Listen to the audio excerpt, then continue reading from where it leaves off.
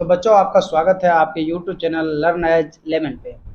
मैं इंजीनियर राजू कुमार। आज आपको समुच्च, जिसके बारे में आप सेट सेट सेट सुन के ही आपको पता लगता होगा कि यार ये सेट तो कुछ अच्छा अलग ही चैप्टर को उतने लोग से ध्यान से पढ़ाते नहीं। लेकिन सेट जो है ना, एकदम बेसिक चीज़ है।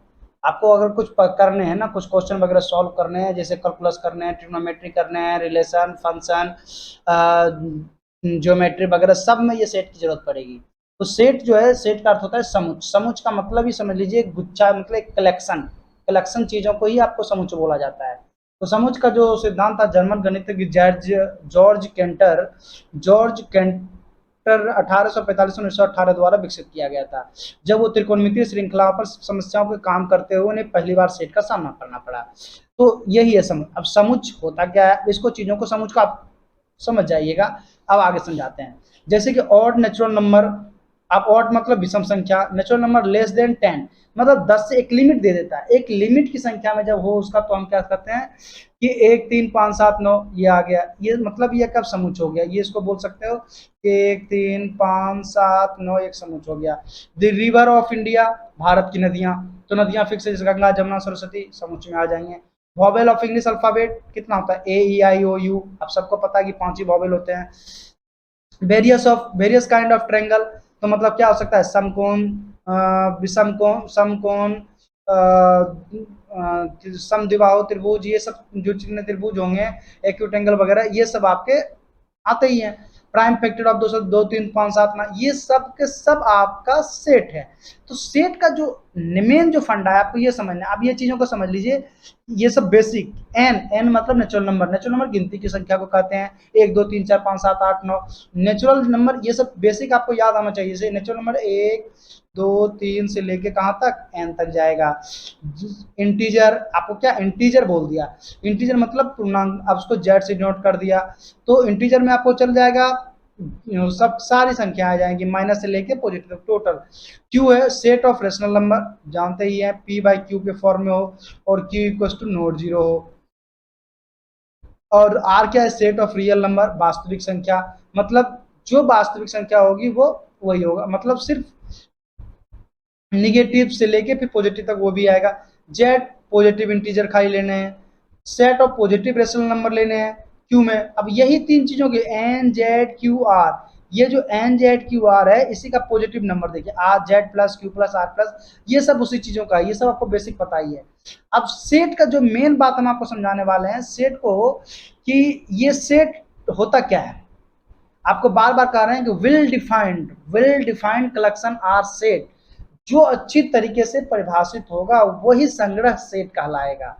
जैसे कि आपको कुछ चीजों को समझा दें, सेट को जो है, इसमें से आप दो चीजों की याद रखिएगा कि ऑब्जेक्ट, एलिमेंट और मेंबर, ये तीनों चीज एक दूसरे का पर्यायवाची है।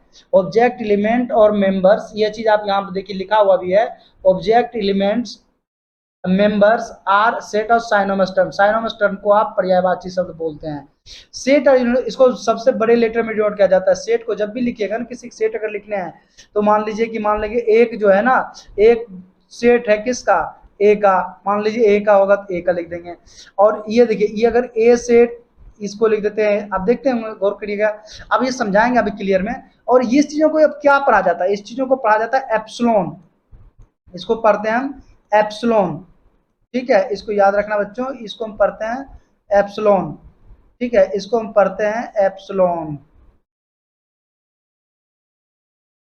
यहां पर आप समझा भी रखें, वी राइट ए एप्सिलॉन है but b is not element of set, तो राइट बी नॉट एप्सिलॉन है।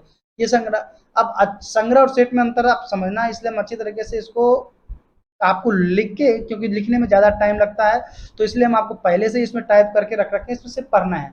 और पढ़ के नहीं समझ में आ रहा है तो उस चीजों को आपको समझा देंगे। अब बात हम कर रहे हैं कि अच्छी तरह भारत के अच्छे क्रिकेट खिलाड़ियों, भारत के अच्छे क्रिकेट खिलाड़ियों का संग्रह समुच्च नहीं है। रीजन, क्योंकि अच्छे वर्ड, अच्छे क्रिकेट, अच्छे वर्ड मतलब कौन अच्छा हो सकता है, सभी अच्छे खिलाड़ी संग्रह एक सेट हो सकता है, लेकिन भारत के नहीं। ठीक है, तो अंग्रेजी वर्णमाला में स्वरों का संग्रह एक क्या है, समुच्चय, क्योंकि कांस्टेंट एक लिमिट है। और भारत क्या था, अब बड़ा सा है, अब सारे क्रिकेट प्लेयर किसी की नजर में अच्छा वो है, खराब कौन है ये पता ही नहीं है। तो इस चीजों को याद, अब ये चीज नोट रखिएगा, आपको दिमाग में शॉर्ट क्वेश्चन में आते हैं ऑब्जेक्टिव में। प्रत्येक समुच्चय एक संग्रह है, परंतु प्रत्येक संग्रह एक समुच्चय नहीं है, यह होना आवश्यक नहीं है, केवल अच्छी तरीके से परिभाषित संग्रह ही सेट होगा। ये चीज ध्यान रखें। आप क्वेश्चन पे जब चलिएगा तो आपको सब कुछ क्लियर रूप से समझ में आ जाएंगे। संग्रह आप देखिए, आप समझे क्या है संग्रह सेट होंगे, क्यों? क्योंकि लिमिट दे दिया 50 से कम, तो ये आपके क्वेश्चन में बता दिए कि ये संग्रह है, ये एक समुच्चय होंगे। भारत में अच्छे हॉकी खिलाड़ियों का संग्रह, ये समुच्चय नहीं हो सकता है, मतलब ये सदस्य नहीं हो सकता है। क्यों? यह समुच्चय नहीं है, चूंकि अच्छा शब्द अच्छी तरह से परिभाषित नहीं है। अब नेक्स्ट क्वेश्चन, आपकी कक्षा की सभी लड़कियों का संग्रह। देखिए कक्षा की लड़की मतलब कक्षा तो एक फिक्स होता है, एक लिमिट है, ज्यादा ज्यादा 40-50 होंगे, तो आपकी कक्षा में आपको पता है कि एक कितनी लड़कियां अच्छी हो सकती है, तो ये क्या है, यह एक समुच्चय होगा। चूंकि आपकी कक्षा की सभी लड़कियों का संग्रह एक निश्चित मात्रा में है, इसलिए एक समुच्चय है। जैसे भारत के सभी प्रतिभाशाली लेखकों का संग्रह, ये समुच्चय नहीं हो सकता, क्योंकि भारत एक बहुत बड़ा देश है और उसमें से कौन प्रतिभाशाली है ये मेरी नजर में और आपकी नजर में अलग अलग राय हो सकते हैं। तो इस तरह से यह भी क्या है, एक समुच्चय नहीं है। अब नेक्स्ट क्वेश्चन, गणित के कठिन विषयों का संग्रह। देखिए गणित के कठिन विषयों का संग्रह, ये भी आपका क्या है, कठिन वर्ड जो होता है ना, ये हमारे लिए आसान हो सकता है, आपके लिए कठिन हो सकता है, तो उसी तरह से हम बता दिए इसमें, यह भी क्या है, एक समुच्चय नहीं है, क्योंकि मुश्किल शब्द अच्छी तरीके से परिभाषित नहीं है, और एक विषय एक व्यक्ति के लिए कठिन हो सकता है लेकिन दूसरे व्यक्ति के लिए कठिन नहीं हो सकता है, ये आप याद रखिएगा। अब जैसे मुंशी प्रेमचंद द्वारा लिखित उपन्यासों का संग्रह, तो क्या है, स्वाभाविक है मुंशी प्रेमचंद लिखे होंगे 10-12 बुक लिखे होंगे, एक लिमिट कलेक्शन है, तो जब तक एक लिमिट कलेक्शन है तो आप समझ लीजिए कि वो एक सेट होगा। तो ये क्या है, एक सेट है, क्योंकि मुंशी प्रेमचंद वही बता, जितना आप बता रहे हैं आपको निश्चित मात्रा है। इस अध्याय के सभी प्रश्नों का संग्रह, ये भी एक सेट होगा, क्योंकि एक लिमिट है, और जिस चीज में लिमिट है वो एक सेट है।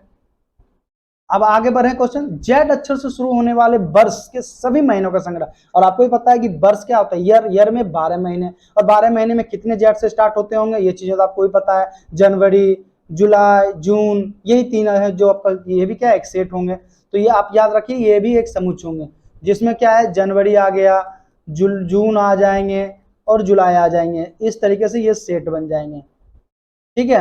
दुनिया के सबसे खतरनाक जानवरों का संग्रह, तो देखिए आप मेरे नजर में कौन खतरनाक है और आपकी नजर में खतरनाक वर्ड से ही आप समझ लीजिए कि ये चीजें सही नहीं होंगे। दुनिया मतलब बहुत बड़ा, और इतने बड़े हैं, इतने बड़े संसार को हम सेट में नहीं ला सकते हैं, तो ये एक समुच्चय नहीं है, क्योंकि खतरनाक शब्द अच्छी तरीके से परिभाषित नहीं है, और खतरनाक जानवरों की धारणा एक व्यक्ति से दूसरे व्यक्ति में भिन्न हो सकता है। चले नेक्स्ट, अभाज्य पूर्णांकों का संग्रह, तो स्वाभाविक है कि कोई एक संख्या का ही तो अभाज्य पूर्णांक हुआ होगा, तो यह एक क्या है, जैसे मान लीजिए आपसे बोलते हैं कि अभाज्य पूर्णांक बोला ना, जैसे मान लीजिए कि आपका बोलते हैं कि चलो भाई 12 का अभाज्य पूर्णांक, तो उसका क्या एक लिमिट है, तो जब लिमिट है तो वो क्या है, समुच्चय है। ठीक है। अब इसी तरीके से हम चले क्वेश्चन, अब आपको समझा रहे हैं, अब इसमें बताइए, ए का एक सेट दे रखा है 0 1 2 3 4 से लेकर 10 तक, उचित प्रतीक लगाना है। जैसे आप देखिए इसमें पूछा 4 क्या है, 4 ए सेट का एलिमेंट है या नहीं है, तो देखिए 4 तो है, तो हम इसको क्या लिखेंगे कि ये जो चीजें हैं 4 का एलिमेंट है, मतलब सेट ए का है एलिमेंट। -4 तो कहीं -4 तो है नहीं, तो इसको लिखेंगे एप्सिलॉन नॉट, सदस्य नहीं है। फिर 12 ये भी नहीं है, क्योंकि 12 सेट में नहीं है। 9 है, एप्सिलॉन होंगे, 0 भी है, ये सारे के सारे आंसर होंगे। तो इस तरीके से आप -2, तो -2 कौन सा चीजें समुच्चय होंगे या नहीं होंगे। अब सेट के दो तरीके से रिप्रेजेंट करने का है, एक तो है रोस्टर और टेबुलर फॉर्म, और एक होता है सेट बिल्डर फॉर्म। हम सबसे पहले बात करते हैं रोस्टर और टेबुलर फॉर्म को। तो जो रोस्टर फॉर्म होते हैं वो सेट के सभी एलिमेंट को सूचीबद्ध किया जाता है। सूचीबद्ध का मतलब आप समझ रहे हैं, किसी चीज को एक तरीके से बांध के रखा जाता है एक लिमिट में। तो सूचीबद्ध करने के लिए उसको हम क्या करते हैं, सबसे पहला नंबर सूचीबद्ध, जैसे मान लीजिए कि 1 से लेके 10 तक की संख्या को, भैया 1 से लेके 5 तक की संख्या को समझा रहे हैं, 1 2 3 4 5 ये लिखे, इसको अब मंझली ब्रैकेट से अंदर में हम बंद कर देते हैं और ये कोमा लगाते जाते हैं, ये ब्रैकेट कोमा लगाते जाते हैं, ये एक प्रकार से क्या होगी, लिमिट दे दिए, और ये आपका एक रोस्टर फॉर्म में आ गया। अब बात कर रहे हैं हम सेट बिल्डर फॉर्म का, तो सेट बिल्डर फॉर्म का इस तरीके से नहीं लिखेंगे। सेट बिल्डर फॉर्म के लिए आपको लिखना पड़ेगा कि x सच दैट x, अभी ये बताएंगे अभी पढ़ने के लिए, x such that x equals to क्या, n नेचुरल नंबर। अब यहां पे लिखेंगे n जो होगा क्या होगा, लेस देन इक्वल्स टू 5 भी लिख सकते हैं, मतलब 5 के बराबर भी हो सकता है और 5 से कम भी हो सकता है, ये एक तरीका हुआ। या लिखेंगे n है, n एक प्राकृत संख्या, n एक प्राकृत संख्या है, ये लिख के n एक प्राकृत संख्या है, ठीक है। और n इक्वल टू क्या होगा 5, n कहां से लेके, n एक प्राकृत संख्या n और 5 तक के बराबर हो, तो इस तरह के सेट बिल्डर फॉर्म में आते हैं। इसको हम पढ़ने का भी तरीके बताएंगे आपको कि किस तरीके से इसको पढ़ा जाता है। तो अब इस तरीके से आप समझ गए कि अंग्रेजी, अब जैसे जितने भी आएंगे रोस्टर फॉर्म में इस तरीके से आपको सॉल्व करने होंगे। तो रोस्टर फॉर्म के लिए हम बता दिया कि वो कुछ नहीं, कोई लिमिट है, ये आप मंझली ब्रैकेट के अंदर सिर्फ लगाइए और रोस्टर फॉर्म कहलाते हैं। जैसे कुछ क्वेश्चन पे हम समझाते हैं आपको, जैसे यहाँ लिखे निम्नलिखित समुच्चयों को रोस्टर रूप में बनाते। अब इस चीजों को पढ़ना कैसे, वो चीजों को भी देखिए आप। एक टेबुलर फॉर्म में दो चीजें समान ध्यान रखना है आपको, पढ़ने का तरीका क्या होते हैं वो बता देते हैं। अगर आप इस चीजों को पढ़ रहे हैं, इसको क्या पढ़ना है, सच दैट। किसी किसी बुक में ये इस तरीके से भी लिखा रह सकता है, इसको भी आप सच दैट ही पढ़िएगा। क्या पढ़िएगा, सच दैट ही पढ़ना है आपको, ये कोई अलग तरीके से नहीं पढ़ना है आपको कि इसमें ये क्या लाएंगे। अब इसमें हम कुछ अलग तरीके से आपको एक बताते हैं कि लिख के कि इसको पढ़ा कैसे जाता है। मान लीजिए आपका समुच्चय में x सच दैट x, अब x अंग्रेजी वर्णमाला, अंग्रेजी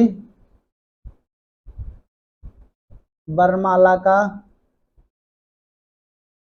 स्वर है। अब मान लीजिए इसको कैसे पढ़ना है, तो इसको ये पढ़िएगा। अब ये मान x सच दैट, इसको जो पढ़ना है x सच दैट पढ़ना है, ठीक है। हमेशा याद रखें x सच दैट x अंग्रेजी वर्णमाला का एक स्वर है।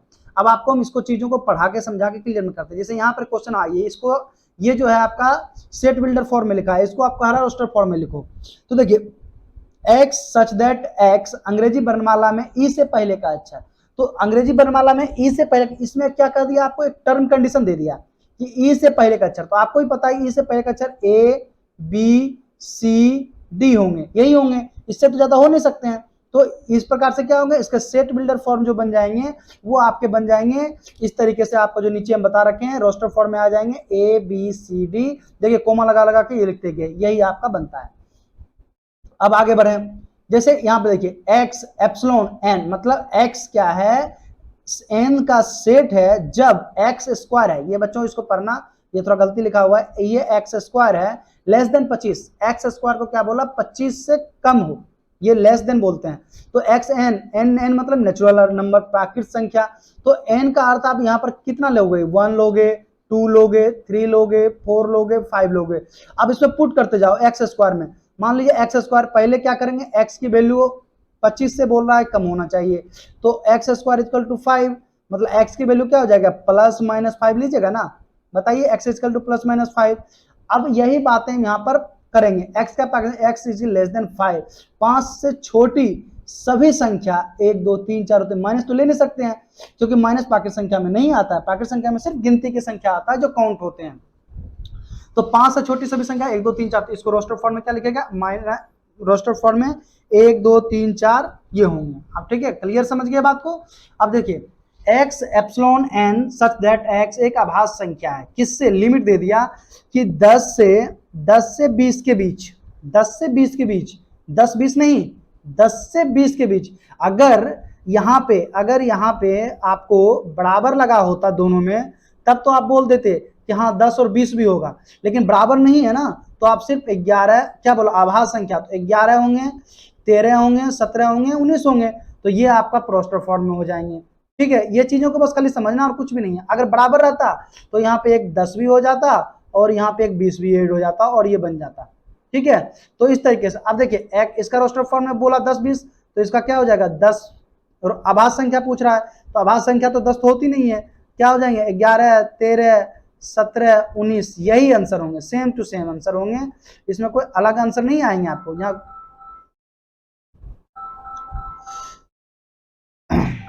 इक्वस टू क्या है, x equals to 2n, x equals to 2n बोल दिया। तो n क्या है नेचुरल, अब यहाँ पर 2 की वैल्यू, n की वैल्यू अगर 1 रखते हैं तो x की वैल्यू 2 हो जाएगी, 2 की वैल्यू, n की वैल्यू 2 रखेंगे 4 हो जाएंगे, यही चलता रहेगा। तो मतलब ये कब तक चलता रहेगा, n टर्म्स तक, कब तक, 2n टर्म्स तक चलता ही रहेगा। तो इसी देखिए 2 4 6 8 और डॉट डॉट डॉट डॉट, ये गलत डॉट लिखा हुआ है, ये जो डॉट है ये गलत लिखा हुआ है, ये आपको 2 4 6 8 के बाद डॉट डॉट, सिर्फ 3 डॉट, ये चीजें हम आपको समझाएंगे इनफिनाइट टर्म पे जब कर बताने लगेंगे उसमें। तो ये आपका अनंत समुच्चय, अनंत समुच्चय आपको आगे पढ़ने पड़ेंगे, उसमें इनफिनाइट सेट में आपको पढ़ाएंगे इसमें चीजों का। तो ये चीजें तो ये टेबलर फॉर्म में हो गए। अब पांचवा क्वेश्चन, एक्स सेट, एक्स जो है एलिमेंट है आर का, आर क्या होता है, रेशनल नंबर, आपको ये बता रखे हैं, ये चीजों को आपको बताए भी थे। आर क्या है, वास्तविक संख्याओं का समुच्चय, वास्तविक संख्याओं का समुच्चय, एक्स ग्रेटर देन एक्स।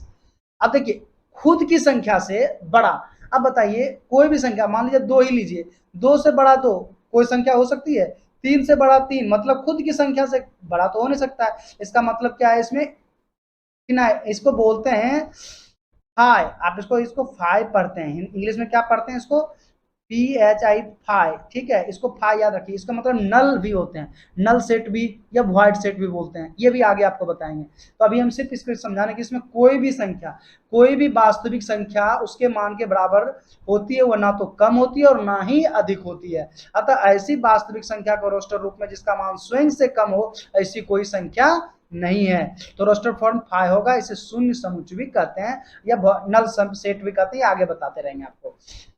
अब देखिए question, x such that x एक अभाज्य संख्या जो 60 का भाजक है। अभाज्य संख्या का मतलब समझ रहे होंगे कि 2 3 5 7, जो वैसी संख्या जिससे किसी का कोई उसका फैक्टर ना हो, ठीक है, जो स्वयं से कटे। तो अब देखिए, अब 60 का भाजक करना है, तो 60 को जब आप करोगे तो आप देखो 60 को तोड़ते हो ना, इसे भागा देते हो, 2 से 30 हो गया, 2 से 15 हो गया, फिर 3 से 5 हो गया, 5 से 1 हो गया, यही आते हैं, इसके अलावा तो कुछ नहीं आते हैं। अब आपको बताए थे 2 2 3 5 1, यही बताया ना।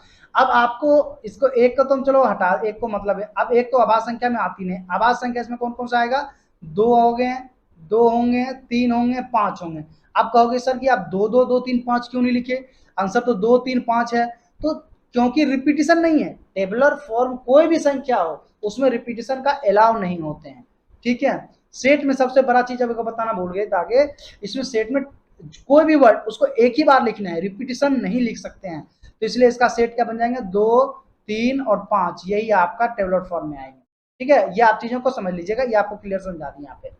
अब बात कर रहे हैं x सच दैट x एक 2 अंकों की संख्या है जिसके अंकों का योग 8 है। अब देखिए क्या बोला कि x सच दैट x एक 2 अंकों की संख्या, मतलब साफ सी बात है, एक अंक की कोई संख्या है, दो जिसके अंकों का योग 8 हो। अब देखिए वो संख्या जिनके अंकों का योग 8 हो उसको निकाल लिया, क्या निकाल, देखिए 17, पहले 17 लिखे, एक साथ हो गया, 2 अंकों से क्या बोला, तो 1 0 लीजिएगा तो नहीं हो सकता, 1 2 भी लीजिएगा नहीं हो सकता है, 1 3 भी, क्योंकि ये सब समूह को देखिए, अगर 1 3 लेते हैं तो 1 + 3 क्या होता है, 4 होता है, क्योंकि उसको 8 बोल रहा है, तो 1 और 7 यही 8 होंगे। फिर आगे 2 6 8 होंगे, 3 5 8 होंगे, 4 4 8 5 3 6 2 7 8 0, इतनी संख्या हो सकती है। तो इसको हम क्या करें, रोस्टर फॉर्म में मैंने ब्रैकेट लगाए, कोमा लगा के इसको पूरे को लिख दिए, ये आपका रोस्टर फॉर्म हो गया। तो ऐसे ऐसे क्वेश्चन सिंपल है। अब देखिए ट्रिग्नोमेट्री के सभी अक्षरों के समुच्चय एक सेट में पुनरावृत्ति की अनुमति, देखिए समुच्चय अब पूछा। अब देखिए, अब यहाँ पर गौर कीजिएगा, आपको क्या पता है, ट्रिग्नोमेट्री है, ठीक है। अब देखिए टी, फिर टी, तो क्या बोले, रिपीटिशन तो अलाउ नहीं है, आप एक वर्ड को जितनी बार रिपीटिशन उसको कोई मतलब नहीं, आप एक ही बार लिखोगे, इसलिए TRIGONMEY, ये हो गया आपका रोस्टर फॉर्म में होगा, तो रिपीटिशन के अलाउ नहीं करना है, तो चाहे कितनों बड़ा वर्ड हो, डबल डबल, जैसे टी आया डबल, टी को हम छोड़ दिए, इस टी को, ये जो टी है देखिए, टी को हम हटा दिए, टी क्योंकि 2 बार आ रहा था, इसमें देखिए आपको आर भी 2 बार आ रहा है, आर भी हम एक ही बार लिखे, और कोई 2 बार है, ओ देखिए 2 बार आ रहे हैं, ओ के हटा दिए, ये 3 चीजें आपके हट जाते हैं, तो इससे आपको ट्रिग्नोमेट्री बन गया, ट्रिग्नोमेट्री हो गया। अब नेक्स्ट क्वेश्चन, बेटर, बेटर शब्द के सभी अक्षरों का समझ पूछा, तो इसमें भी देखिए कि आपको ई 2 बार है और टी भी 2 बार है, इसका लेकिन आंसर देखिए BETRE होगा, मतलब रिपीटिशन में हटा दो, एक वर्ड को लेना है, 2 वर्ड को नहीं लेना है, ठीक है। अब आगे नेक्स्ट, अब इसको सेट, अब तक क्या पढ़ रहे थे, रोस्टर फॉर्म में, अब हम पढ़ेंगे set builder form. Set builder form देखिए आपको रोस्टर फॉर्म में लिखा रहेगा, उसको सेट बिल्डर फॉर्म। अब यहाँ क्या ए इक्वल्स टू 1 2 3 4 5 6, मतलब क्या कर दिया, इसको आप ऐसे भी लिख सकते हो, ए तो नेचुरल नंबर है, एक्स जो है इसको एक्स मान लो, ये पूरे को एक्स सच दैट, बंजी ब्रैकेट पहले लगाना है, x such that x epsilon N, N क्या है नेचुरल नंबर, और उसमें कोमा लगा दिए, एक्स किससे 7 से कम हो, किससे 7 से कम है। तो इस तरह इसे पढ़ा कैसे जाता है कि एक्स ऐसा है, एक्स ऐसा है को आप सच दैट भी बोल सकते हो, हिंदी में ऐसा लिखा गया है x such that, X such that X प्राकृत संख्या से संबंधित है और एक्स 7 से कम है, यह रोस्टर फॉर्म के सभी शर्तों को पूरा करता है। तो आप इतना ही जाने। अब देखिए बी 1 1/2 1/3 1/4 1/5 है और इन्फिनिटी तक ले लिया है। तो देखिए ये 1 को आप 1/1 भी लिख सकते हो, 1/2 1/3। आप इसका अर्थ को समझ रहे हैं, ये क्या आ रहा है, ये आ रहा है आपका एक नेचुरल, देखिए 1/n, n मतलब क्या है 1 से लेके 2 से लेकर, क्या उसी भरते जाइए n का मान आपको ये आएगा 1/1 1/2 1/3 1, इस तरह से बढ़ते, इसको लिख सकते हैं x सच दैट x बराबर क्या होगा 1/n, ये बहुत जरूरी समझना है, और n क्या नेचुरल नंबर है, तो इसको ऐसे पढ़ा जाता है, जिससे बता दिए ऐसा है तो सच दैट पढ़ लीजिए। क्लियर बच्चों। अब सी 0 3 6 9 12, तो आप इसमें भी देखिए 0 3 6 9 12, इसको आप फैक्टर समझिए, हम क्वेश्चन अभी समझाते हैं, ये 0 है, 0 में 3 से मल्टीप्लाई किया, फिर 1 में 3 से मल्टीप्लाई किया, क्या आ रहा है 1 में 3 आएंगे, 2 में 3 से मल्टीप्लाई कीजिए 6 आएंगे, 3 में कितने से 3 से मल्टीप्लाई कीजिए, आप देख रहे होंगे कि ये एक पूर्ण संख्या है, पूर्ण संख्या इसको बोलते हैं, होल नंबर, ठीक है, उसमें सिर्फ 3 3 से, तो इसको आप 3n लिख सकते हो, क्या लिख सकते हो 3n लिख सकते हो, 3n देखिए लिखे है ना, x such that x 3n n z plus धनात्मक पूर्णांकों का समुच्च, मतलब क्लियर है, x such that x n क्या है z, यह धनात्मक पूर्णांकों का समुच्च, अब धनात्मक ही है ना कि 0 से लेके n तक चलते रहा है, तो ये 3 का हो गया।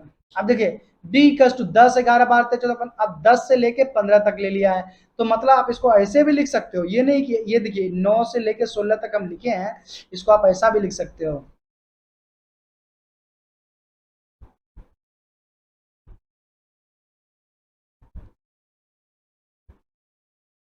ये नहीं कि आप यही लिख सकते हो, ये भी आप आंसर में लिख सकते हो, x such that x epsilon n, ठीक है, आंसर यही आएंगे। अब देखिए ई इजकल टू 0, अब 0 मतलब क्या है, इम्पिटी सेट, आपको ये था सेट, सेट में आप इम्पिटी सेट के बारे में पढ़ना है, a set which does not contain element, मतलब इम्पिटी सेट में ऐसा है जिसमें कोई भी एलिमेंट ना हो, मतलब एक भी सदस्य नहीं हो, उसको हम क्या बोलते हैं इम्पिटी सेट बोलते हैं। रिक्त समुच्चय इसको बोला जाता है, या शून्य समुच्चय या नल्स में, इम्पिटी सेट को आप नल सेट भी बोल सकते हो, नल सेट, या इसको वाइड सेट भी बोलते हैं, ठीक है, इसको हमेशा फाइ से डिनोट करते हैं, इसको क्या करते हैं फाइ से डिनोट करते हैं, या ऐसे भी अगर लिखा हुआ है तो आप समझ लो कि वो आपको इम्पिटी सेट ही है। अब जैसे देखिए एक्स सच दैट एक्स एक छात्र है जो वर्तमान में एक 10th और 11th दोनों कक्षा पढ़ रहा है, तो ऐसा कोई नहीं हो सकता है कि जो 10वीं कक्षा में पढ़ रहे हो और 11th में पढ़ रहे हो, तो इसके बीच में कोई कॉम्बिनेशन बनता है, इसलिए क्या है ये इम्पटी सेट है, ये पकड़ना है। जैसे देखिए और समझा रहे हैं, A X such that X 1 less than X less than 2 X is a natural number. अब बताइए 1 और 2 के बीच में कोई संख्या हो सकती है, 1 और 2 के बीच में तो कोई संख्या नहीं है जो कि नेचुरल नंबर हो, इसका भी क्या होगा आंसर 5 होगा। X that x square minus 2 equal to 0 और एक्स इज रेशनल नंबर। अब देखिए x square minus 2 equal to 0 बोल दिया, अब देखिए 1 का भी डालते हैं, 1 स्क्वायर माइनस 2, तो ये आ जाते हैं -1, 2 स्क्वायर डालो -2 इजकल टू क्या होगा, मतलब इस तरह ये भी क्या होगा 0 ही बन रहे हैं, मतलब अब even prime number greater than 2, आपको क्या बोल दिया 2 से सम आभाज्य संख्या, तो सबको पता होनी चाहिए कि सबसे सम आभाज्य संख्या सिर्फ एक ही है, वो क्या है 2, तो 2 से कोई बड़ा सम आभाज्य संख्या नहीं हो सकता है। ये जो लिख रखा है even prime number greater than 2, तो कोई नहीं हो सकता, इसका भी आंसर आपको 5 होगा। अब देखिए एक्स सच दैट ये एक्स स्क्वायर से बड़ी एक सम आभाज्य संख्या है, एक्स स्क्वायर से बड़ी एक सम आभाज्य संख्या, बताइए कोई हो सकती है एक से बड़ी एक समआवास संख्या? आपको पहले ही बता दिया कि एक समआवास संख्या सिर्फ दो है, दो के अलावा कोई समआवास संख्या नहीं है। तो आंसर ये भी क्या, दो, ये भी 5 होंगे। x such that x square equal to 4, x is odd. अब x इज ऑड, ऑड में तो पहला 3 आता है, तो 3 का स्क्वायर आप कीजिएगा तो इक्वल टू 4 तो कभी हो ही नहीं सकता है, इसलिए 9 आएंगे आंसर। तो ये भी इसका आंसर क्या होगा, 5। इस तरीके से आपको क्वेश्चन आएगा। ठीक है, तो आपको ये चीजें तो समझ में आ गई कि रिक्त समुच्चय किसे कहते हैं। इसमें जब क्वेश्चन कीजिएगा तब आपको क्लियर समझ में आएंगे। अब हम बात कर रहे हैं फिनाइट और इनफिनाइट सेट। फिनाइट और इनफिनाइट सेट मतलब क्या है, परिमित और अपरिमित समुच्चय या अनंत समुच्चय। ठीक है, एक समुच्चय जो रिक्त होता है जिसमें तत्व मतलब एलिमेंट एक निश्चित संख्या होती है उसको पिरामिड यानी फिनाइट सेट कहते हैं, अन्यथा वो समुच्चय इनफिनाइट सेट कहलाता है। जैसे अभी बता रहे हैं, मान लीजिए कि डब्लू सप्ताह दिनों का समुच्चय है। डब्लू मतलब क्या है, संडे मंडे ट्यूसडे, 7 दिन होंगे। तो ये क्या होंगे, आपको देखिए ये क्या है, फिनाइट है, फिक्स है। Sunday, Monday, Tuesday, Wednesday, Thursday, Friday और सैटरडे, ये आपको एक सेट बन रहे हैं ना। तो संडे मंडे इस तरह से अब इसको सेट बनाएंगे, ये नहीं कि आपको हम यहाँ लिख दिए, रिपीटेशन अलाउड नहीं है, अभी लिख के समझा रहे हैं। अब देखिए मान लीजिए कि एक्स स्क्वायर माइनस 16 के हल के समुच्चय एस परिमित, मतलब फिक्स हो, वो परिमित हो। जैसे देखिए अब यहाँ क्वेश्चन आया ना, x square minus 16 equal to 0, तो आप लिख सकते हो ना x square equal to 16 x equal to plus minus 4, मतलब दो ही टर्म हुए ना, कौन कौन सा हो गया, -4 और 4, ये दो सॉल्यूशन होंगे, तो ये भी क्या होंगे, परिमित होंगे, मतलब फिनाइट सेट होंगे। मान लीजिए जेड पर एक रेखा पर बिंदुओं का समुच्चय, अब मान लीजिए कोई रेखा है और इस डॉट डॉट डॉट बहुत सारे रेखा हो सकते हैं, तो ये अनंत है, ये क्या होंगे, इनफिनाइट सेट कहलाएंगे। इसको हम क्या बोलेंगे, इनफिनाइट सेट बोलेंगे। तो इनफिनाइट सेट का और कुछ एग्जांपल बता, जैसे देखिए 1 2 3 डॉट डॉट डॉट प्राकृत संख्या का समुच्चय, क्योंकि एन तक ये इनफिनाइट सेट है। 1 3 5 7 विषम प्राकृत संख्या समुच्चय, इनफिनाइट सेट है। पूर्णांकों का समुच्चय इनफिनाइट सेट है। ये सभी समुच्चय, और ये चीजें आपको जरूर याद रखना है कि इनफिनाइट सेट में ना, इसको कभी भी हम रोस्टर फॉर्म में नहीं लिख सकते हैं। ठीक है, फिनाइट सेट को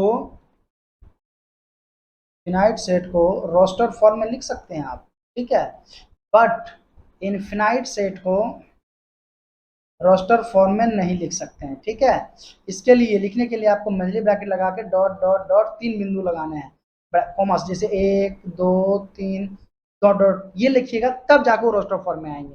तो ये चीजों का इक्वल सेट मतलब समान समुच्चय, बराबर समुच्चय जिसको बोलते हैं।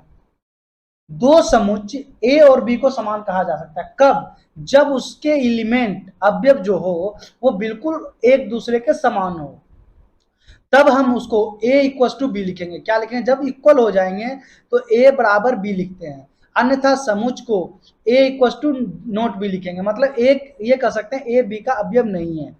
ठीक है, जैसे मान लीजिए अभी देखिए आप लिखिए ए क्या है, ए का अवयव 1 2 3 4 है और बी का 3 1 4 2 है, तो हम लिख सकते हैं क्योंकि सबका देखिए एक एक इसमें भी है, 2 इसमें भी है, 3 इसमें भी, 4 इसमें, तो ए इक्वल टू बी लिख सकते हैं आप। ठीक है, अब मान लीजिए ए 6 से कम अभाज्य संख्या का समुच्चय और 30 के अभाज्य गुणनखंडों का समूह, इसको आप बी मान लीजिए, इसको मान लीजिए ए मान लेते हैं। ये देखिए पी दिया, छोड़ मानना नहीं है, इसमें मानना नहीं है, इसको आप क्या करिए, दिया हुआ है आपके पास, तो आप इसमें ए से 6 से कम अभाज्य संख्या का समूह पूछा, तो 6 से अभाज्य संख्या क्या समूह होता है, 2 होंगे, 3 होंगे, 5 होंगे, यही होंगे ना।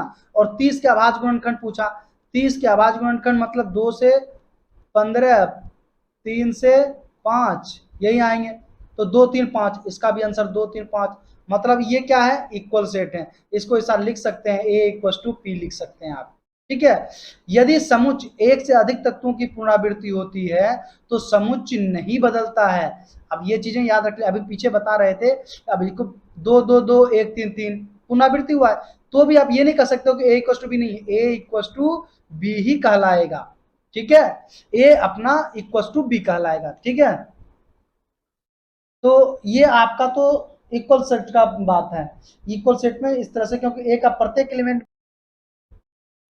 कि यदि समुच्चय ए के प्रत्येक सदस्य या प्रत्येक अवयव समुच्चय बी के भी एक अवयव हो तो ए बी का उपसमुच्चय कहलाता है। ए बी का क्या कहला जाएगा, उपसमुच्चय कहला जाएगा।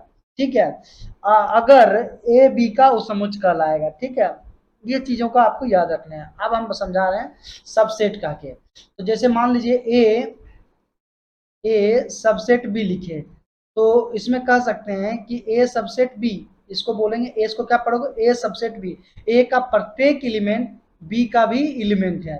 ये चीजों का याद, मतलब ये नहीं कह सकते हो कि बी का, मान लीजिए ए इक्वल टू 1 2 3 लिख दे, ठीक है, और बी इक्वल टू हम लिख दें 1 2 3 4 5, ये कुछ हो सकते हैं। तो ए का जो प्रत्येक एलिमेंट है वो बी से मैच कर रहा है, इसलिए हम इसको लिखिए कि ए सबसेट बी। ऐसा ये कभी नहीं लिख सकते हैं कि बी भी ए का सबसेट है, नहीं, क्योंकि बी का प्रत्येक एलिमेंट ए से मैच नहीं कर रहा है। यही है आपका उपसमुच्चय, मतलब सबसेट, जो जिसका होगा उसी के वो सबसेट का यू लगाना है। आप समझ गए ना बात को। और एक चीज याद रखिएगा, आपको बताना ये जरूरी है कि अगर ए बी का अपसमुच्चय नहीं है तो ए बी कस टू इस लिख दिए। अब इसको पढ़ा कैसे जाता है, इन चीजों के बारे में आपको समझाएंगे कभी एक क्वेश्चन पे जब चलिएगा। अभी जैसे हम क्वेश्चन पे चलते हैं तो आपको यहाँ पर क्लियर आएंगे कि इसमें आप कभी कभी देखते होंगे ये वर्ड लिखा रहता है, इसको आप क्या पढ़ते हैं और इस वर्ड पे क्या पढ़ते हैं, ठीक है, इसको भी अभी हम क्लियर समझाते हैं। ये इस तरह से लिखा है ना, तो इसको बोलते हैं, इस वाले को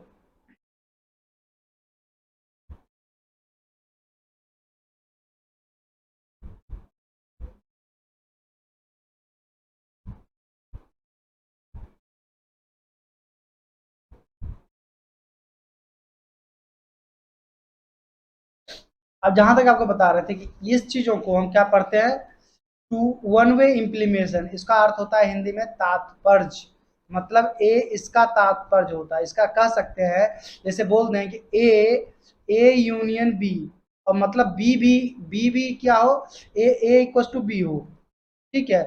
तब इस चीजों को लिखना कैसे है, इस चीजों के बारे में ही आपको क्लियर से समझाएंगे। वन वे इम्प्लीमेशन में ए बी और दोनों बी ए के बराबर हो जाए, A union A subset B और बी सबसेट ए हो जाए, तो इसको ऐसे लिख सकते हैं आप, ठीक है, इसको लिख सकते हैं। तब डबल लिखना है, आपको समझ गए बात को। और अगर नहीं है तो सिर्फ लिखेंगे ए इक्वल टू बी में वन वे इम्प्लीमेशन। तो ये टू वे इम्प्लीमेशन हो गया। तो टू वे इम्प्लीमेशन, आप इसमें कुछ को समझा देते हैं। आप ओरिजिनली टू वे इम्प्लीमेशन को इफ भी पढ़ते हैं, इसको क्या पढ़ेंगे, if, only for if, if and only if, इसको ऐसे पढ़ा जाता है, केवल और केवल, केवल और केवल। आप इसको क्वेश्चन से समझिए, जैसे कि आपको यहाँ पर पहला क्वेश्चन है, ए इजकल टू हम दे दिए 1 2, ठीक है, और बी इक्वल टू देते हैं हम 2 1। तो इसको हम क्या पढ़ेंगे, इसको जो पढ़ेंगे हम, ए बी का सबसेट है और बी भी ए का सबसेट है, क्योंकि दोनों का मिल रहा है। और तो इसको ऐसे भी लिख सकते हो, टू वे लगा दो, इसको में टू वे लगा के, मतलब इफ लगा के ए इक्वल टू बी बोल सकते हो। लेकिन अब ऐसा इसमें अगर रहे ए इक्वल टू 1 2 और बी इक्वल टू हो जाए 1 1 2 3, तो अब इसको क्या लिखोगे, ए तो बी का सबसेट है, ठीक है, लेकिन बी ए का सबसेट नहीं है। तो ए ही जो है इसका इंप्लीमेंट बनता है, तो ए सबसेट भी लिखते हैं। यदि ए इजकस टू क्या हो जाए ए, तो अब इसमें क्या लिखेंगे ऐसे करके कि ए बिलोंग्स टू बी। क्लियर। तो इस चीजों को समझना है आपको। और एक चीज याद रखिएगा, प्रत्येक सेट, एवरी सेट्स, प्रत्येक सेट, एवरी सेट जो है स्वयं का उपसमुच होता है, स्वयं का सबसेट होता है। ये चीज याद रखिए, स्वयं का सबसेट होता है, प्रत्येक सेट जो है स्वयं का सबसेट होता है। जैसे आपको कोई बोल दे ए अपने आप का सबसेट है, ठीक है, ये चीजें बहुत आपको एग्जाम में काम आएंगे। प्रत्येक सेट अपने आप का एक सबसेट होता है, ठीक है, और